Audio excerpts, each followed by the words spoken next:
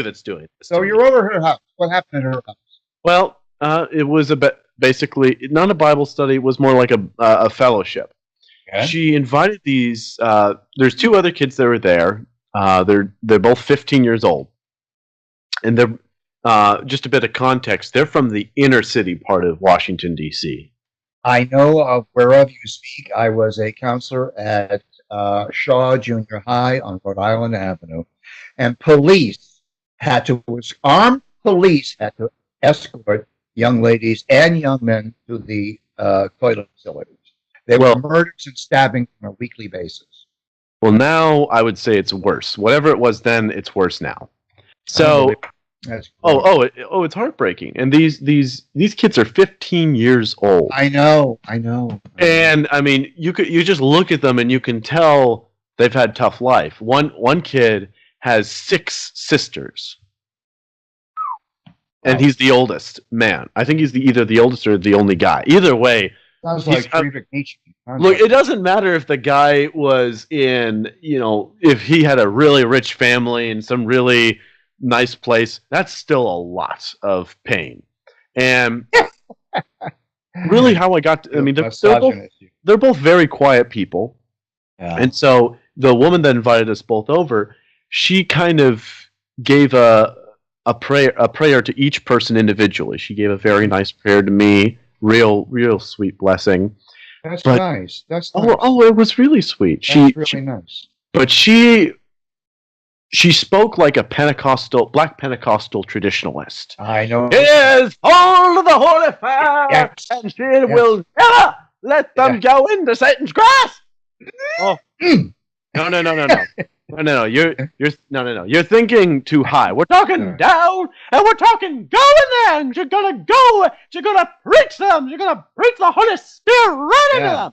Yeah. But her commentary was something I don't think I would have heard of in Santa Barbara, because folks in Santa Bumpkin don't really, by and large, don't really deal with the kind of stuff these kids are dealing with. No, and so to hear this firsthand. No, how he's talking about in Santa Barbara, when pastors give a blessing, they're going to go, I pray they stay on the straight and true path. They keep doing what they do. Because, most people there's a lot of nice schools. There's a bunch of great universities for them to go to. They can get high-paying jobs. Just keep doing what they're doing effectively.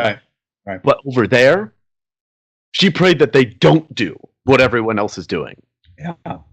And that was so strange, because I wasn't used to those prayers, but it made so much sense. She prayed that they don't have a life, but they have the life. Mm-hmm. The life that God wants for them. Not a life, but the life. She kept repeating that over and over. She was practically yelling at them, don't you get caught up with drugs or gangs or sex or women or whatever. Don't you ever get caught up in that stuff. Yeah. And this is a fascinating thing.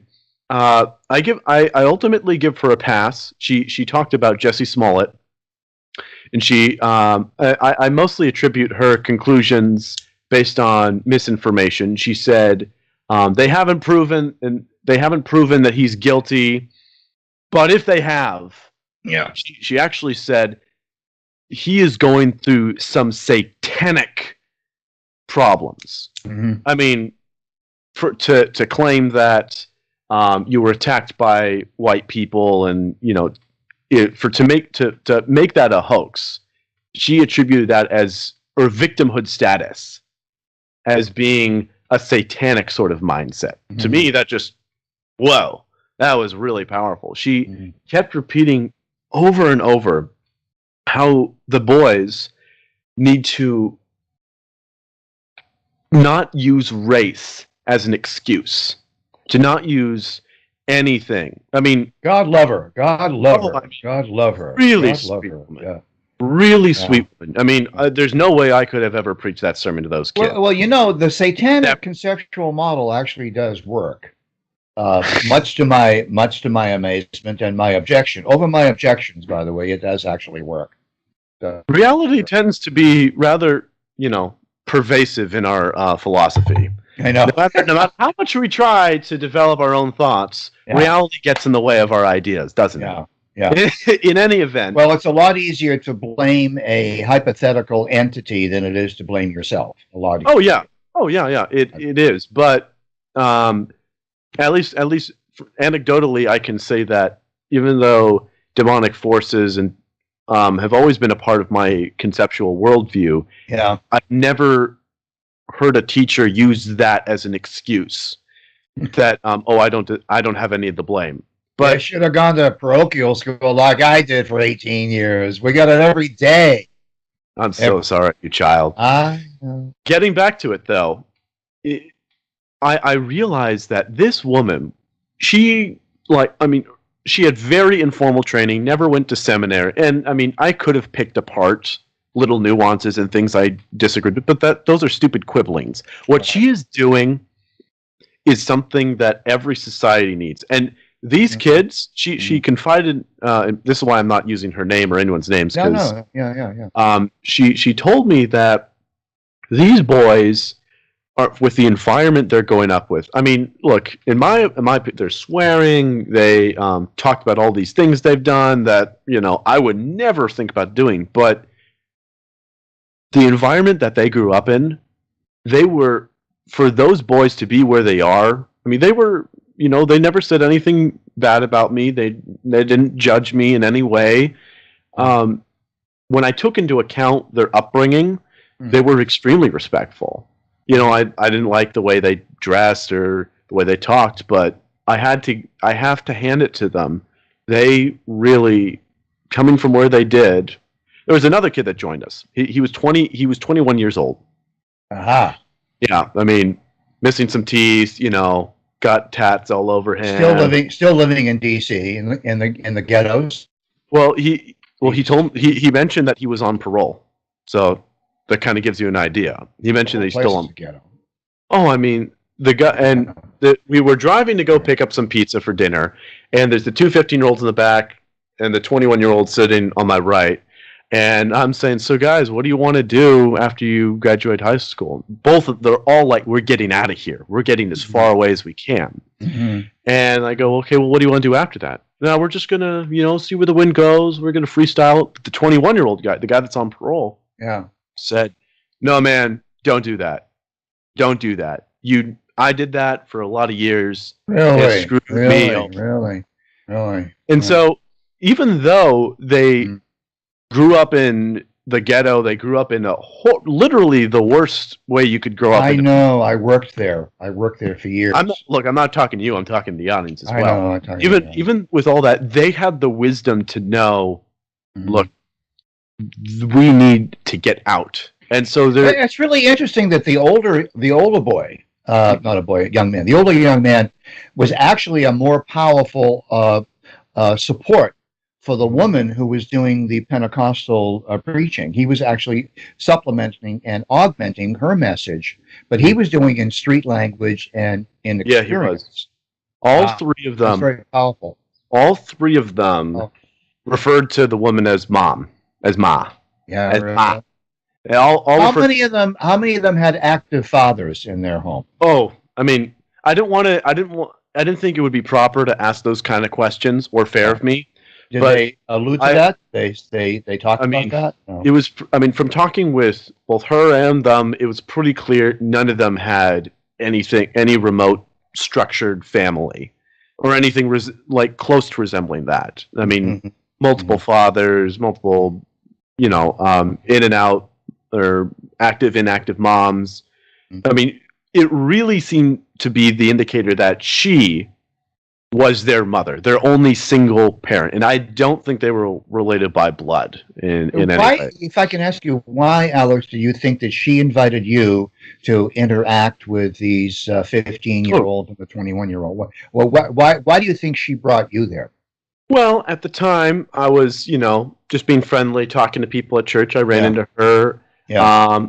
We talked a little. I gave her my card, and she felt. She was so funny. She lost my card, and then she asked for it again. She lost that one, but then refound it, and then called me. And, just her desperation to get me on the phone really, if anything, it was almost as though God was telling me, look, you really need to see what this woman is talking about. Yeah. go what she's going after. And I go, yeah. So it was her, number one, it was her interest in me that made me want to see her. Yeah. And then me following up. Well, just as I was heading out, it was I arrived about 7:30. I left at about 11:10 or whatever. And she told me that she wants me to be a role model for the other boys. Right. Totally. And, I think she knew fairly well that I came, I mean, there's no skirting around it. I came from a way more privileged life. Look at you, for God's sake. I know, but doesn't take rocket science to figure that out. Not one time did anybody bring up the fact that I looked white. Not once did anyone make that an issue. And I mean, I didn't have to go into how much money my dad makes or how much money they were able to make. Or I bet they were. I bet that they were very pleased to have you there. I bet the boys were. They were very nice. I mean, obviously, I hadn't known them very deeply. I mean, and plus, they're 15. And we could not come from more different backgrounds. So the fact that we were able to have a conversation about anything it kind of makes me very happy that. So let's return to the 21-year-old in the car getting the pizza, and he said to the 15-year-olds, "I've done that. Don't just fly off and hope for the best. Have a plan." Is that where he was getting to? Have a plan. Exactly. It's exactly what he was getting at. Pretty much the both their mentality was, as soon as I get to high school, I'm getting as far away as I can. Mm-hmm. And I've heard different when I mention to different people in D.C. I'm from California. They look at me and go, "What? That's where all the opportunities are. What are you doing here? What'd you do? Come here?" But it's always puzzled me. But then after this night, I realized because I left Santa Barbara, ironically, for the same reason that these boys want to leave inner city Washington, D.C., because there really is a ceiling to how far you can go in that town. And you had a purpose. You had a purpose in your life. You wanted to maximize the skills, abilities, interests, and temperaments that brought you to where you were when you got in the car and drove across the country all by yourself. With no prospects of living, no prospects of employment. You didn't even, I think you knew about, 3 people in the whole place when you finally got to Washington? Something like, less than, and that's all the way down to Lynchburg, which is like a 2 hour, from a 2 hour radius from DC, less than 5 people. But in these kids' case, if they stay there longer, what'll happen is they may end up joining a gang. They may end up hooked on drugs or tangled with, have a bad tanglement with some. And look, I have no idea if these kids have done pot or have had multiple sexual encounters. I have no idea whatsoever. And I'm not going to say one way or the other. They definitely are talking about, girlfriends and getting girls. So, and I was able to get away with not really dating anyone, not doing drugs, because my environment was so clean and so bubbled. I had so many people actively trying to keep those things away from me. But with them, they have so many people trying to get them into those things. Right, incentivized to do these things, So, I mean... So let me ask you something. In the car, when the 21-year-old objected to the 15-year-old's plan to fly the coop, what did the 15-year-old, how did they react to what the 21-year-old said? How did they react? Do you recall? Well, the reaction was something along the lines of, let's listen to what this guy has to say. Because he's like us, he's black, he's from DC, he's a little older, he's been through it. And I mean, you can really tell he's been through the bad part. I mean, these are the kids that they won the USA lottery, part of the birth lottery. I mean, they weren't born in China as a girl, or North Korea. Or Nigeria. Or Nigeria or whatever, they're born in the USA, but they still got the low end of that lottery. I mean, compared to you and me. Oh yeah. I mean, but you really do have to take, and this is the big problem I have with liberals, is they say they lost the lottery because they were born black. No, they were born in the inner city. Look, if I was white in their situation, because it really is not. It really none of them brought it up as though it was a race thing. No, none of them acted as though everyone hates us because we're black, or that wasn't really their tone. Well, they weren't in an academic environment. If they were at City College, they would react that way. And I would argue that sort of mentality is worse than believing in demonics, or because and Satan, because at least devil made me do it. Because at least with the demonic activity, at least there's a sort of systematic way of freeing yourself. Yeah. But with racism, you can't free yourself from how you look. I mean, unless you want to do a Michael Jackson. Oh, in the 1970s, there was a comedian who used to live in my building. His name was Flip Wilson. And he did a character, Geraldine, in drag. He was a black drag comedian, right? Okay. And I used to see him every day. And he would climb into his purple Porsche, parked at the curb. I would go to my patio with my coffee, and I'd say, Geraldine, have a great day. And he'd look up at me and say, Guess what made me do it? And he'd get in his Porsche and drive to the studio and record his show. This guy was a genius. I mean, a comedic genius. So, do you think he would be popular by today's standards? No. Why is that? He's too conservative. First of all, he had a sense of humor about being black. No black person I know today has a sense of humor about being black. Pretty much the humor I hear is, well, we get shot at. It's like, how is that funny? That's just depressing, I know. But all these messages that are coming across on my screen about malware and all kinds of Facebook. In any event, the big takeaway. The bottom line I learned is that this woman, what she's doing, she doesn't have any supervision. There's no elders looking after her. She's nobody not getting any government check. She is doing it 100% because she loves the next generation. If every mother in America, or every woman in America, or every parent, every older person, I wouldn't call her old. I call her elder.